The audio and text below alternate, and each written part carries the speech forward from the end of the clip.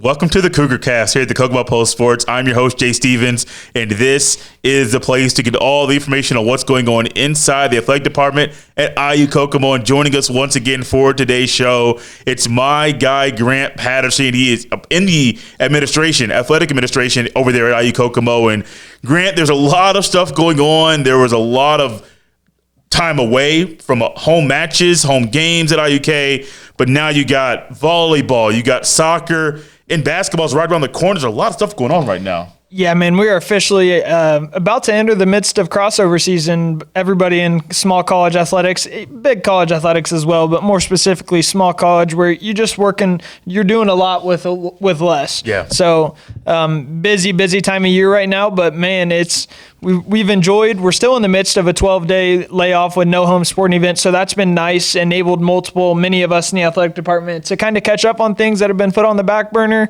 work on things, see what we can better ourselves in heading into this busy crossover season. So we're back in action Friday with volleyball. Speaking of being back in action on Friday with volleyball, there is something I saw on the website. It's the first annual breast cancer awareness match. Can you tell us a little bit about that? Yeah, so the IU Kokomo Student Athletes Advisory Committee, it's been a thing for a few years as far as I know. It hasn't necessarily been utilized as much as we think it should be. The group just hasn't met as much. They haven't been held to the standard that we think that they should be. So women's soccer coach, senior women administrator, Sohaila Akavine has taken the lead on that. She's sort of the word that pops to my mind is chaperone. Yeah. But I mean, it's not a field trip. She's not like actually chaperoning them, and these are adults technically. But yeah, approximately 2 members from every one of our 15 athletic programs. They all come together, meet once a month, get student athletes' voices heard. Not just those 15 or not just those 30 athletes, but all 200, whatever some that we have right now. Make their voices heard to not only the athletic administration but the university administration. So they came together and thought one of the best ways to start the year would be a breast cancer awareness match this Friday night, and we had a little bit of an article release come out this afternoon, so you can check out iukcougars.com or social media there and learn a little bit more. But there'll be some cool things going on. I just learned they're doing a miracle minute. You know what that is? I've seen it once or twice. It gets kind of wild. Yeah, so Miracle Minute. So right before the national anthem at Friday night's volleyball match, 7 p.m. start. So make sure you're in your seat by like 6:50. Yeah. Miracle Minute. We'll have student athlete advisory committee members. SAC is what we'll call it. SAC members will try and make their way through the bleachers as quick as they can and get donations. That way, everybody's attention is on this at once. I think it's an awesome thing. Like I said, I had never heard of it until less than an hour before taping this. And now that I think we're doing it, I'm like, man, that is perfect. And it seems like it doesn't put pressure on you to donate, but man, if everybody's getting involved for such a great cause, it's hard not to join in yourself. So I'm interested to see what they can do. A little in-between sets contest as well. So it'll be awesome. It sounds like a lot of fun. And with it being centered around the volleyball match on Friday evening, it just kind of reminds everyone that at schools that don't have football, especially when your volleyball team's in the top 25, you're going to center a lot of the big-time events around volleyball. And a team that's 23-4, they are undefeated in conference play. They've won 16 straight, and they were 2-0 last week, Grant. Yeah, 2-0 last week. Man, I know my job is to brag on our student athletes and stuff, but it's honestly gotten hard to remember. I have to continue looking at how long is the win streak, what's our conference record. So impressed with you there. Good job on taking notes, Jay. That's on your job. That's you. Yeah. You're the guy that keeps the website up to date. Well, I keep it up to date for sure, but the memory sometimes, especially heading into crossover season, I'm shot. But another good pair of road wins last week, a pair of sweeps at Southeast and Midway Friday, Saturday. Anytime you can win 2 matches in straight sets in a matter of 24 hours, that's pretty ideal. So not much else to say besides that. I didn't get to tune into either match, but it seems like both matches went relatively routine, and the Cougars cruised to another pair of wins. And we saw that Sohaila Akavine squad, forget exactly what day of the week this was, but they had a draw with WVU Tech, 0-0 draw, which is one of the oddest things that you would think in soccer. If there's a draw, it's 1-1, 2-2, 3-3, 0-0, a battle from start to finish. Yeah, and this isn't our first one of the year. Our first conference match, Rio Grande, if you remember, was a 0-0 draw. So, man, just adds to the shutout tally for Kylie Moore in goal this year. She now has 7 total shutouts, 5 shutout victories.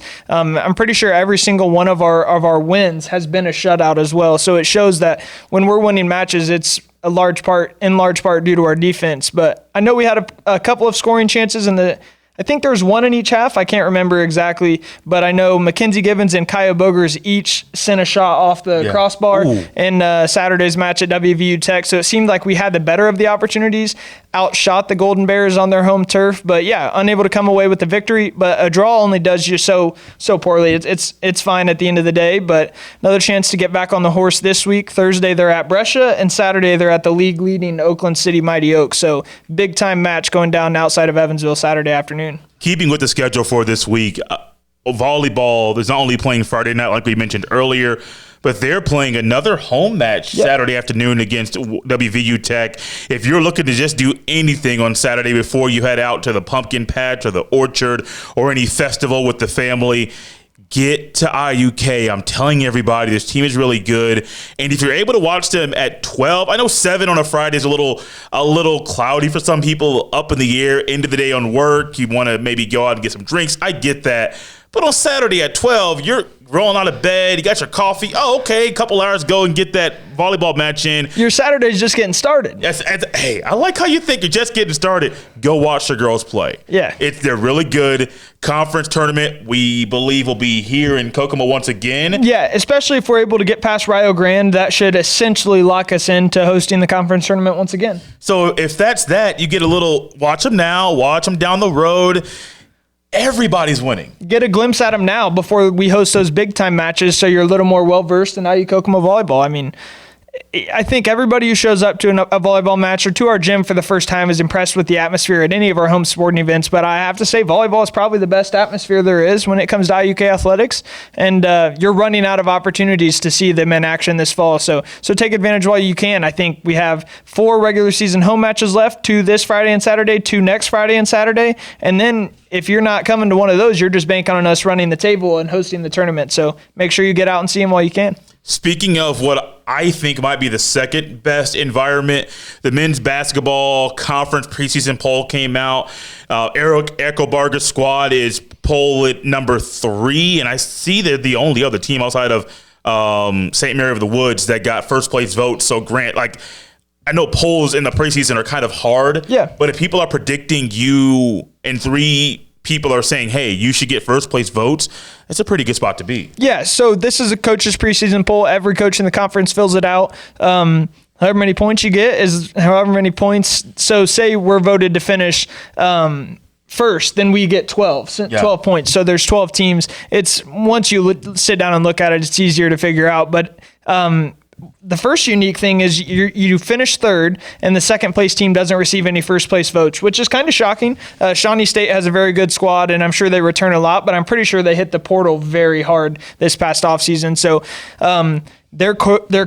their current coach is SMWC's former coach, and SMWC is now on top with their new coach. So they've got a bit of not a rivalry, but they've been trading pieces and stuff, and both of them are on top of the conference. So it should be a battle at the top of the RSC once again this winter. But, I mean, you got a guy like Max Newman, All-RSC first team last year, preseason All-RSC this year, veteran leaders like Noah Harris, Chris Chin, Delda Myers. You bring in a transfer like Drake Moore from Oakland City. Man, we should be talented from top to bottom, and we were picked to finish third in the conference in the preseason poll last year. I think didn't play to our standards, the IUK way. Coach Eric Eckelbarger's standards last year, 11-7 was the final record in RSC play. So yeah, they'll improve upon that this year, and just shows we talked about it today in their media day video, staying locked in on the day-to-day grind and not getting too focused on one game or one specific thing. So I think that's going to be the goal this year from Coach Eckelbarger and company, and I think we'll see them really turn the tides from a 21-8 year last year, which 21-8, and that's the worst year we've had in a while. Coach Eckelbarger strung together 5 straight 20-win seasons, so we're very lucky to have him here in town, and that's going to continue for a long while, we hope. So you speak of 21-8, and I watched part of that media day video, and I think Max was the one that mentioned that last year they started at 8-0. And I remember following along and seeing the hot start early, and things kind of fizzled out and got kind of stale. And I didn't talk to Eckelbarger like you did on a regular basis, but I could only imagine how frustrated he was with some of the performances, because some of the games I went to start off hot in the game. All of a sudden, things start to cool off. And then the final 10, 12 minutes, it's a legit back and forth swinging battle because IU Kokomo just couldn't keep up with the steam. I hope that they can start off hot and then stay hot going forward so they can make it back to the national tournament. Yeah, I completely agree. Back in the national tournament, Noah Harris touched on it. He's been here when we've won an RSC championship his freshman year. So our veteran leaderships have seen it be done before. So I don't think they're shell shocked with the opportunity. Yeah. Like they're gonna take it in stride. And I agree with you, Jay. I mean, coming to conference play really hot. 7 of our 8 losses were in conference play last year. But to me, the biggest reason, besides I'm sure there are opportunities and things that Coach Eckelbarger, Coach Spivey, and Coach Hardy thought we could have been better other aspects of the game in. But man, the River State's conference men's basketball teams were as stout and as deep as I've ever seen them in my 4 or 5 years of being around the conference. And I think a lot of credit needs to go to the coaches in the conference for what they built at their respective programs. Speaking of basketball, I'm a big basketball guy. The NBA starts this week. Women's basketball at IUK also starts this week, and it's a local thing. I think volleyball's first match was in Marion. Yep, you're correct. Yep. At IU, actually. And women's basketball at IUK will be opening up at IU just like on the same court, I believe. Yeah, on the as same the volleyball court. team did too. And you can't tell I like basketball, so I just can't wait for it to start. And I can't wait to hear what you or Lisa Pfluger have to say about the team's season opener on Saturday. Yeah, we'll get Coach Lisa Pfluger in here soon enough to sit down with Jay once again on the show. But Saturday, you can't face much more of a steep mountain than we will Saturday. You're going in and battling the number 4 team in the nation in Indiana Wesleyan. That's a preseason poll, so they could be the number 1 team. Right. They could be the number 20 team. They could be unranked technically, but Indiana Wesleyan is a legitimate power year in and year out in women's basketball, men's basketball as well, to be honest. So I expect them to live up to their ranking. It'll be stiff competition for the first game of the year, but Lisa Pfluger, first-year head coach, even though she had that experience last year as an interim head coach, throwing her girls straight into the fire, and we'll see how they react. So I don't mind it one bit. It'll be a great learning opportunity, and I think we said earlier, you play at Indiana Wesleyan, and then is Ball State next Wednesday? I know that's next. I don't know the date. I'm pretty sure Ball State. So then if we combine our 2 brains, I can tell you it's next Wednesday. My man. So yeah, man, starting out the year at Indiana Wesleyan, number 4 in the NAI, and then at Ball State, one of the best MAC women's basketball programs. And if you aren't familiar with the Division I and MAC, the MAC is our River State's conference. It's a conference in the NCAA Division I. So yes, we will play on the road at Ball State next week. It's a gauntlet of a schedule to start the year, but like I mentioned a few minutes ago, throw them to the fire, see how they react, and go from there.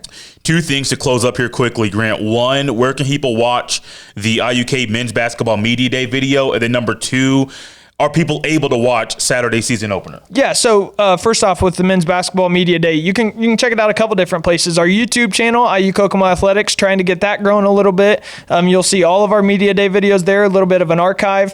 You can go to iukcougars.com. Our YouTube is linked there, so just iukcougars.com, scroll down to the bottom of the page and you'll see it. Or you can check out IUK Athletics and IUK MBB, men's basketball, on Twitter. So you can find the media day video there. Women's basketball media day will be out by the time this airs as well, so go ahead and do the same route for that. As for Saturday season opener for IUK women's basketball at IWU, that will be streamed. It'll be a pay-per-view, so you'll have to pay a small fee, probably $5 to watch, but IWU always puts on such a strong broadcast from the sports information and communication side that the $5, it'll be worth your money, because they won't cut you short. It might even be on ESPN Plus, but I'm pretty sure that it is just IWU. I know for some games, Indiana Wesleyan has a relationship with ESPN. That's amazing. Yeah. That's amazing. I appreciate Grant coming on the show. It's always fun having him here. And you can just tell the excitement that we have about volleyball, about soccer, and about basketball starting at IUK as well. He is the sports information director. Yeah. Assistant athletic director for communications is the official title that he holds. And I'm your host, Jay Stevens of the Cougar Cast. We'll see you next time.